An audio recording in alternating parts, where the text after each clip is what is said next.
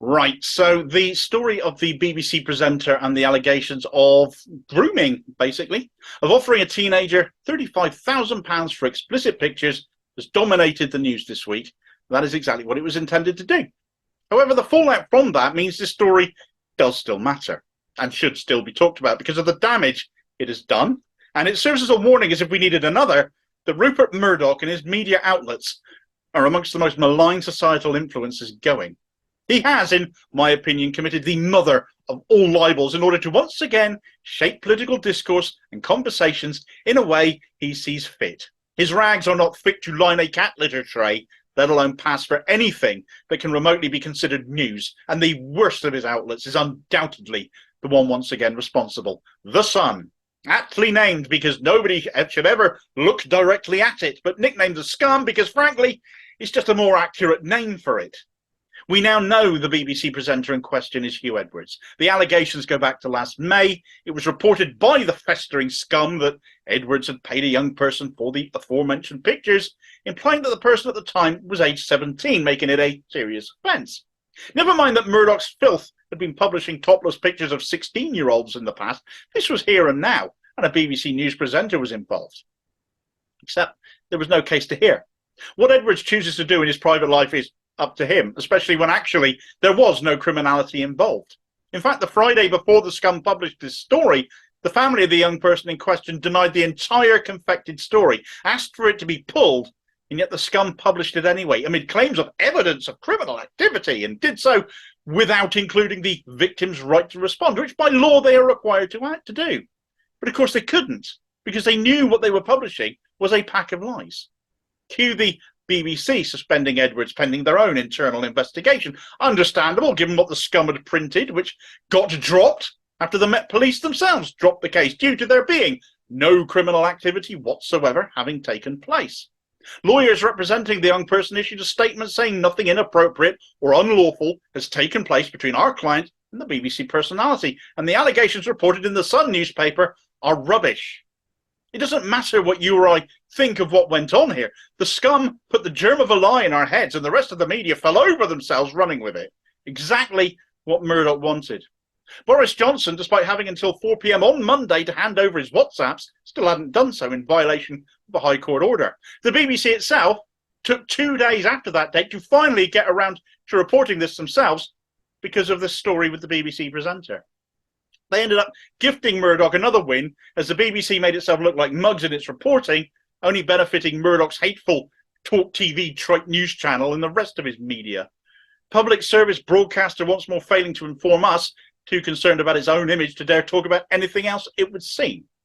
The Privileges Committee report has been approved that stated that Boris Johnson allies tried to undermine the Partygate report. That came out and got voted through in Parliament on Monday. Again, a story that got buried under all of this speculation surrounding the BBC. It all came right after the fuss about some confetti being thrown at George Osborne last week, which distracted from a certain email full of noxious allegations about him that had come out the day before his wedding. But we've heard nothing about that being investigated at all. And of course, any continued conversation about that got killed off by this BBC presenter story as well. A lot of important news stories killed off the news agenda by a story that was completely confected. Job done by the Scum. Mission accomplished by Murdoch. But it's the damage it leaves behind. Huw Edwards has battled with severe depression for years. He's now been hospitalised over that as a result of all of this. Does Murdoch care?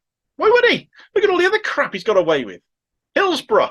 Decades of fallout from that. His hated scum rag not welcome in Liverpool and frankly should not be welcome anywhere. That incident should have destroyed that rag, should have wrecked it in the 1980s. So much to pity the families of the 97 still await justice over that.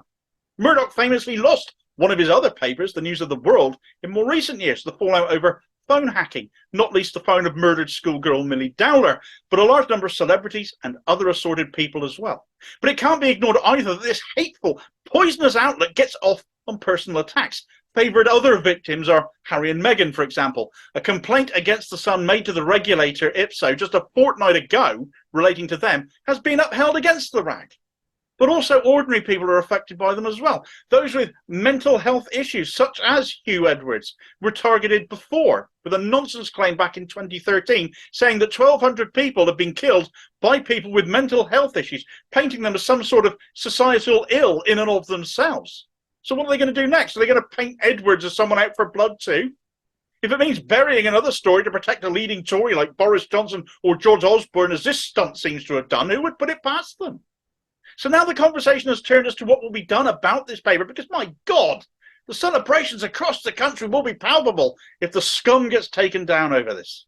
By targeting someone vulnerable, as Huw Edwards evidently is, perhaps he thinks that won't happen. Perhaps he doesn't need to fear any kind of libel action from him, given how much Murdoch has got away with before, never ever seeming to get his just desserts. He probably thinks he'll just get away with it again. Even if he does, though, does he care? You see, as pernicious and malign an influence on British news as the scum is, Murdoch has been writing it off as a loss-making venture for years, as a worthless asset. He just keeps it going because it influences people's thinking. It is a propaganda tool, basically, and it means those in politics who would still curry his favour will still appear in it, and they will still write for it, won't they, Keir Starmer? Look out for his next article of desperate, please like me, Rupert dogma.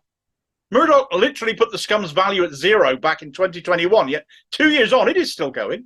It cannot die fast enough, even if it doesn't hurt Murdoch much financially, because it would weaken him influentially, and his influence seriously needs to go now. He's had far too much of it for far too long. That said, even if legal action doesn't materialise, that doesn't mean the government should sit and let this unfold. Again, the calls for the findings of the Leveson inquiry to be implemented to bring our media under greater levels of oversight should be growing louder right now. Instead, the likes of Murdoch and all the other billionaire and press baron papers are still marking their own homework, effectively still regulated as they are by Ipso.